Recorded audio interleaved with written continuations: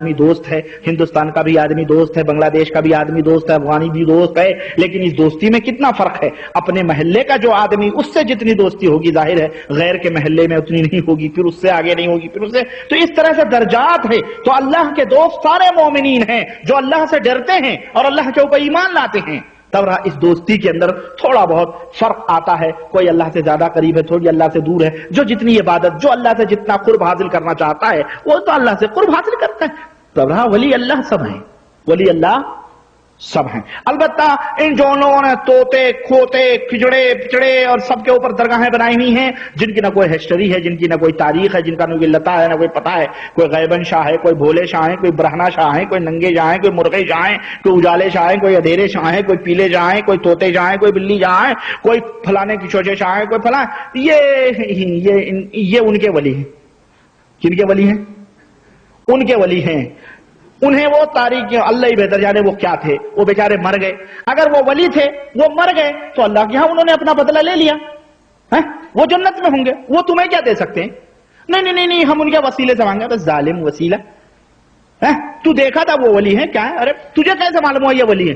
شیطان نے ضرور بتایا ہوگا یہ ولی ہے، تو اس کی پوجا کر، ورنہ اللہ نے تو نہیں بتلایا کہ میرے نبی کی قبر کی پوجا کرو، میرے فلانے ابو بکر کے قبر کی پوجا کرو، عثمان کے قبر کی پوجا کرو، اور اسی طرح اور تمام صحابیات ہیں اور رضوان اللہ علیہم اجمعین، امہات المومنین ہیں رضوان اللہ علیہم اجمعین، ان کی تو قبر نہیں۔ یہ تمام سب گمراہیاں ہیں، سمجھ رہے؟ اس لیے درگاہ پہ جانا حرام، قبروں کی زیارت کرنا جائز۔ دو سوالات اور ہیں، حلال جانور اور حرام جانور میں فرق جاننے کا طریقہ کیا ہے؟ حلال جانور میں اور حرام جانور میں فرق جاننے کا طریقہ یہ ہے کہ اللہ تعالیٰ نے جن چیزوں کو حرام کیا ہے وہ حرام ہے، جن چیزوں کو حلال کیا وہ حلال ہے۔ اب فرق کیا ہے وہ آپ حدیثوں کی کتابوں میں موجود ہیں۔ کسی انسان کو ستارے کمزور ہوتے ہیں، انہیں شیاطین دکھائی دیتے ہیں، یہ بات کہاں تک سچ ہے؟ غلط بات ہے، یہ جھوٹ ہے۔ ستارے کیا کمزور ہوتے ہیں؟ انسان کو ستارہ کہاں ملتا ہے؟ وہ لوگ تو اپنے عاشق محبوباؤں سے کہتے ہیں ہے نا، ہم تو تمہارے ستارے توڑ کے لے آئیں۔ ہاں اگر وہ بٹاٹے اور کدو اور اس کی ٹنڈے انڈے کی بات کریں، بھاجی پالک کی تو بات، ستارے توڑ کے لائیں گے تو انسان کی قسمت میں ستارہ کہاں بھائی؟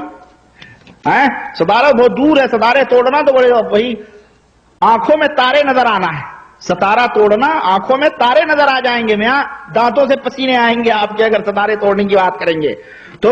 یہ سب شیطانی باتیں ہیں، کچھ نہیں ستارہ وتارہ ہوتا ہے، یہ سب شیطانی چیزیں۔ اکثر مولویوں کی زبانی سننے میں آتا ہے کہ انسان کو لازم ہے کہ کسی نہ کسی اچھے مولویوں کے ہاتھ پر بیعت کرنا چاہیے۔ آپ نے اس زمانے میں ماشاءاللہ لا ہی رہے ہیں یار، بس خلاص کرو، ختم کرو بھائی۔ بیعت وغیرہ جو ہے بھائی، میں نے کئی مجلسوں میں اس کی بات بتلائی ہے کہ یہ بیعت وغیرہ کا جو تعلق ہے نا، یہ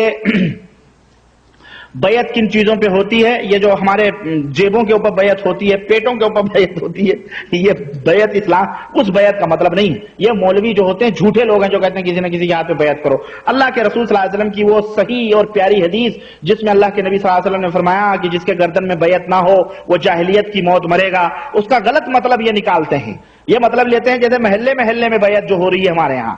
بھائی اللہ کے نبی نے فرمایا ٹھیک ہے، اس میں کوئی شک نہیں کہ اس کی جاہلیت کی موت ہوگی، لیکن یہ بھی دیکھو کہ ایک تمام مسلمانوں کا کیا، تمام مسلمان صرف ایک امیر المسلمین کے ہاتھوں پہ بیعت کرے گا، اور اللہ کے رسول صلی اللہ علیہ وسلم نے فرمایا ہے اگر دوسرا بیعت کا مطالبہ کرے تو اس کو قتل کر دو، یا دونوں میں سے کسی ایک کو قتل کر دو۔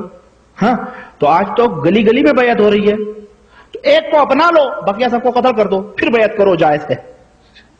شروع کرو ایک کنارے سے، شروع کرو، کر سکتے ہو۔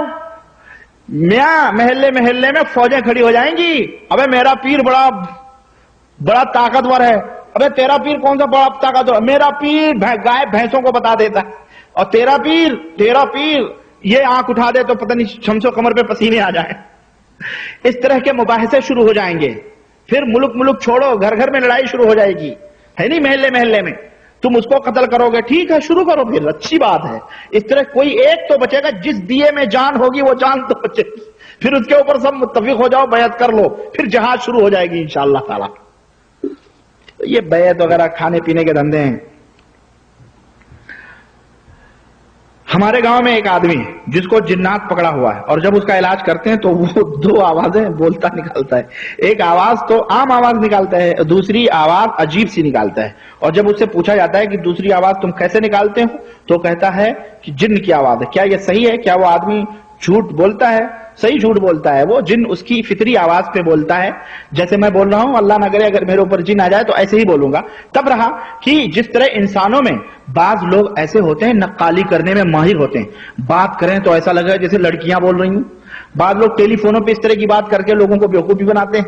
اگر رانگ نمبر مل گیا تو سمجھ گیا کوئی لفنڈو کیا ہے مثلا اگر ٹیلی فون، تو لڑکی بن جاتا ہے. اور جناب لڑکیوں کی آواز میں بات کر کے خوب دل کی باتیں لیتا ہے، اس نے یا اوڑھنی اوڑھ لیا اور لڑکیوں کی باتیں کر کے گمراہ کیا.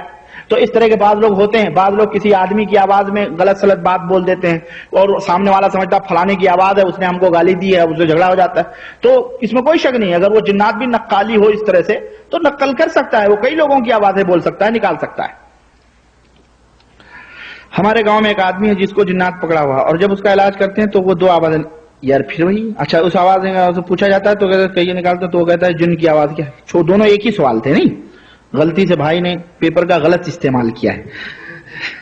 نبیذ کیا چیز ہے؟ اس کو نبی کریم صلی اللہ علیہ وسلم پیتے تھے، جو کہ مسلم شریف میں ہے. ایک آدمی کہہ رہا تھا کہ یہ نشہ آور چیز ہے.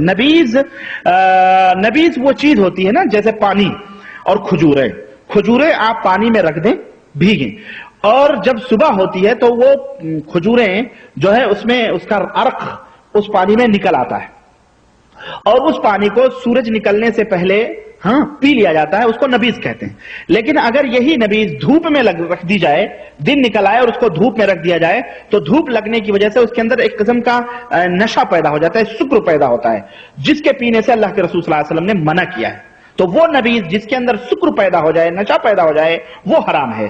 تب رہا کہ اس کے اندر نشہ پیدا ہونے سے پہلے، یعنی سورج نکلنے سے، دھوپ وغیرہ لگنے سے پہلے اگر آدمی پی لے تو اس میں نشہ نہیں پیدا ہوتا، وہ جائز ہے. یہ ہے اس حدیث کا مفہوم. قتل کا بدلہ کیا ہے؟ ایک سے زیادہ قتل کا بدلہ کیا ہو سکتا ہے؟ ایک قتل کا بدلہ قتل ہے. کسی نے آدمی نے کسی کو قتل کیا تو اس کی منڈی کو ختم کر دیا جائے گا. چاہے 10 آدمیوں کو قتل کیا تو اس کو قتل کر دیا جائے گا. کیا قاتل کا بدلہ لے سکتے ہیں؟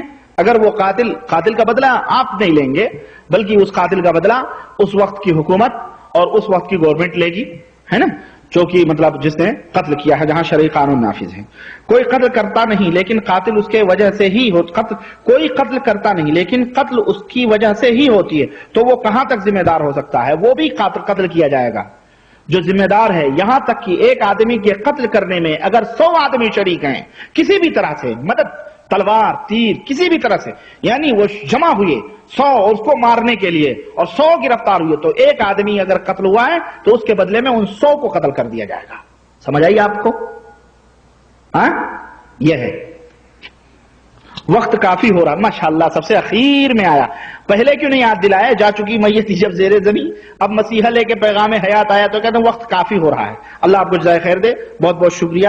اللہ تعالیٰ سے دعا ہے کہ اللہ تعالیٰ ہمیں جتنا سنے ہیں عمل کی توفیق عطا فرمائے، اور اللہ تبارک تعالیٰ جو ہے اس میں جو غلطیاں ہوئی ہیں اسے معاف فرمائے اور ہم سب کو صراط مستقیم پہ چلائے. آمین یا رب العالمین.